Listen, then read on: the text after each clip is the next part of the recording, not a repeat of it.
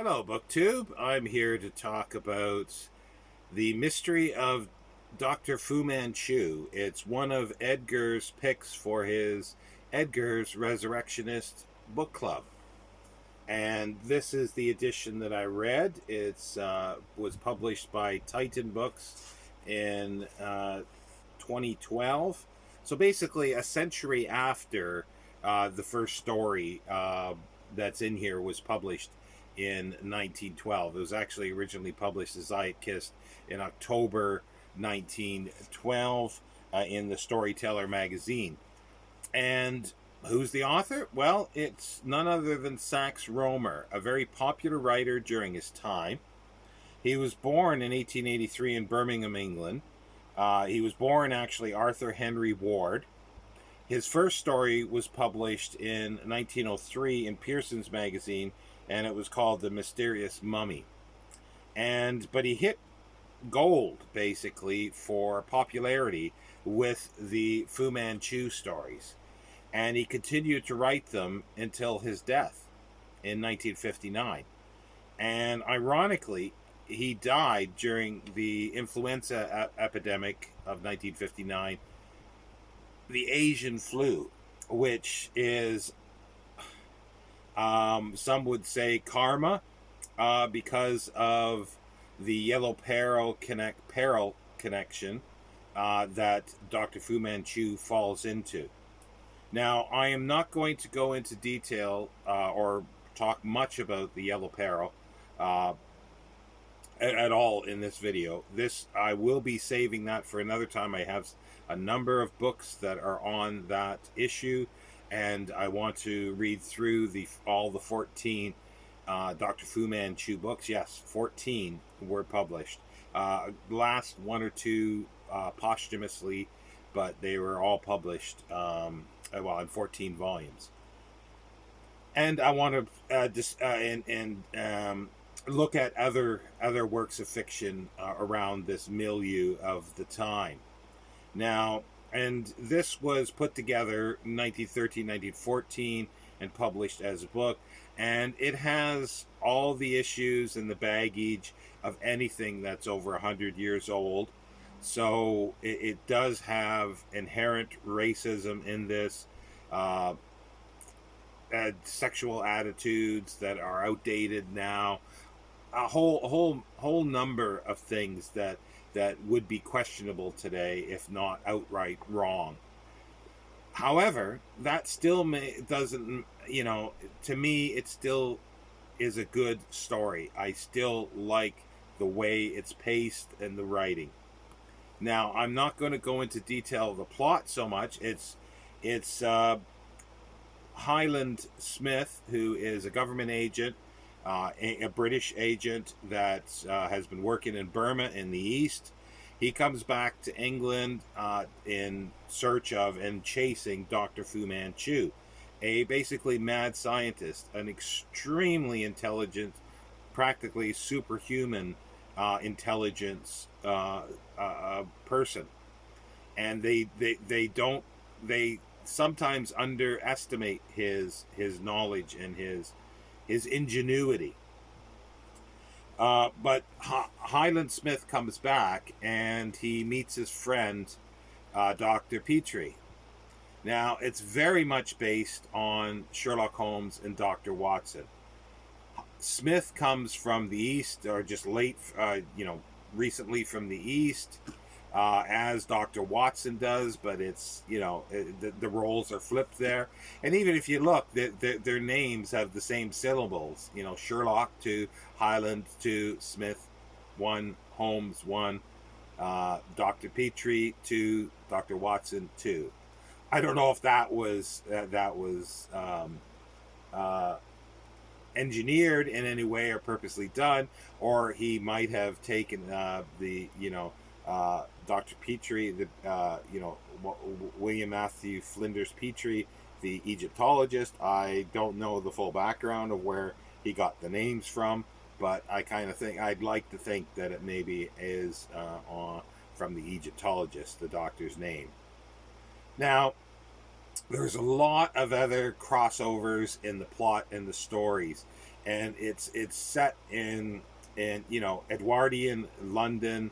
There are opium dens, and it has the whole pulp style of writing, a very very quick style and energetic style, and like there's almost cliffhangers at times, and this actually is a visual representation of it.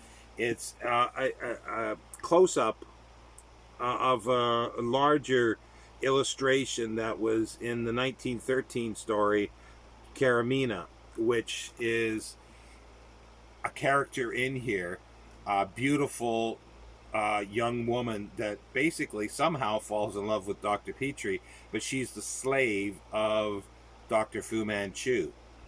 And she wants to, she's being held hostage in many ways and being a slave because uh, well, he's got something holding over her, and I won't go into those details. But it's interesting how every time she appears, because it's told from Petrie's point of view. He's telling the story like Dr. Watson does. And every time she shows up, he's talking about her beauty and how her clothes just, accentuate her body and her eyes. And she is, he calls her like from the East, but she's not Chinese. She was taken from Egypt, a Bedouin. And also, like the Sherlock Holmes, Highland Smith is not, he's not susceptible to her charms, as it seems like everybody else is when they see her. And they make a big point of her perfume as well.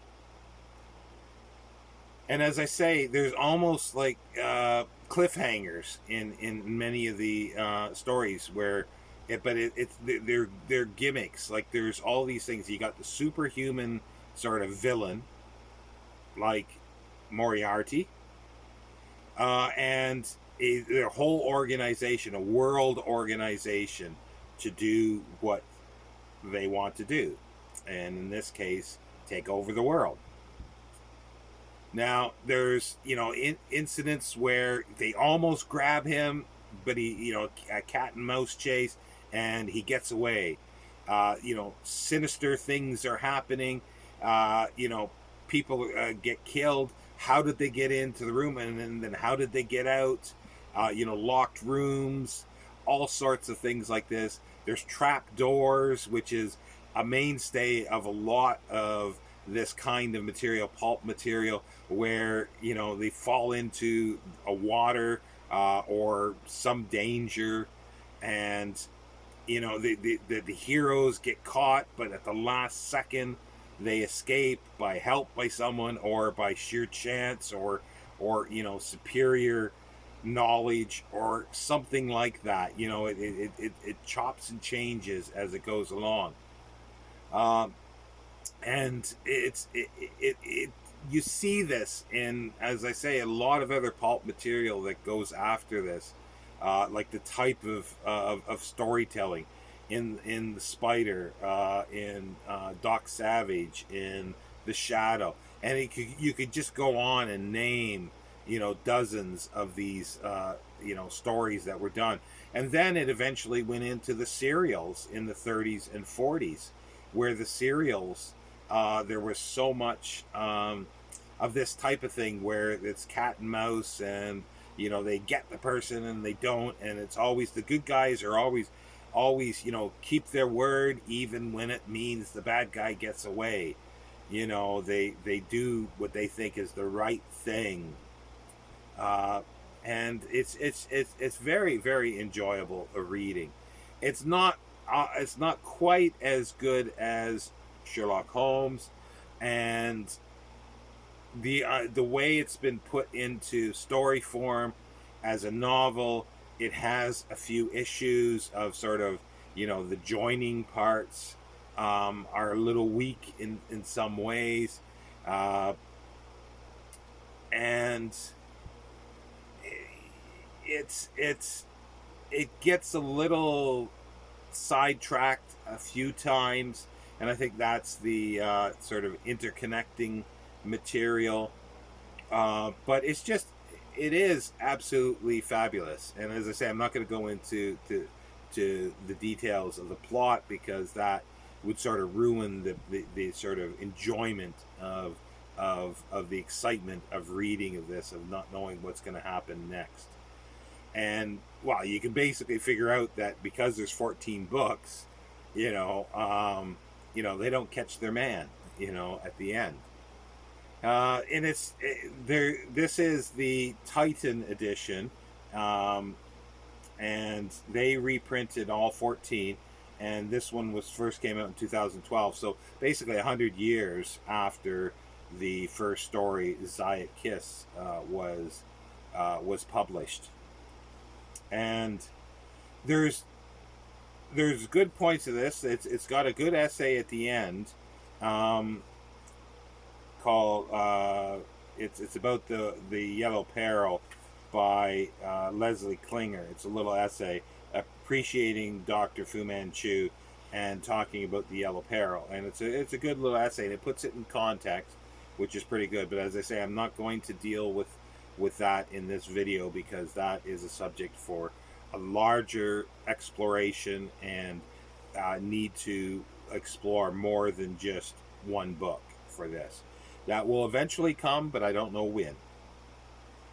There's a few issues with this publication. There's weird typos in here that weren't caught. It'll say now, or no, it says, I'm not going to tell you something. And the word is not, it should be now I'm going to tell you. And a few things like that, and a few periods that are missed, and it looks like maybe part of a sentence fragment. But it's not overpowering, and it doesn't deter from it. Like, the little typos are pretty easy to get over, like the not to now. You could pretty well figure that out.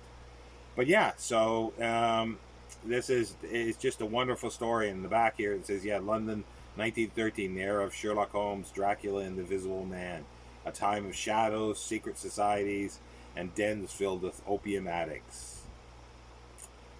That sums it up. That's the milieu. That's the world that these books inhabit, or at least this one here inhabits. Now, the second pick for Edgar's Resurrectionist book club, and he's a little angry at me because I have not been able to finish this as a reread to include it with this video, so it'll be in a couple days. And it's Sapper, Bulldog Drummer, which it's another pseudonym, but I'll get into all that later. It's just been a rough past few days, 3-4 days, because I had a lot to do, and my long COVID has gone into high gear. So I look for a video by the end of the week on Bulldog Drummond. Now, next month for Edgar's Resurrectionist book club is the first Philo Vance novel, The Benson Murder Case, by S.S. Van Dyne, and it's the first book.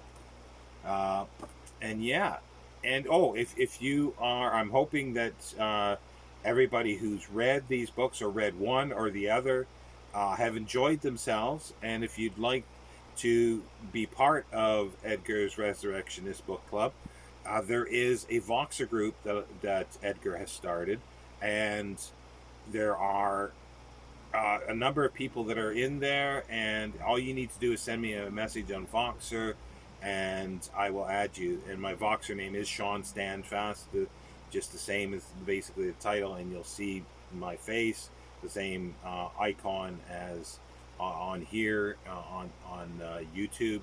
So it should be pretty easy to find, and then I can add you. And until next time, Edgar says thank you to everybody, and we'll see you next time. Thank you, BookTube.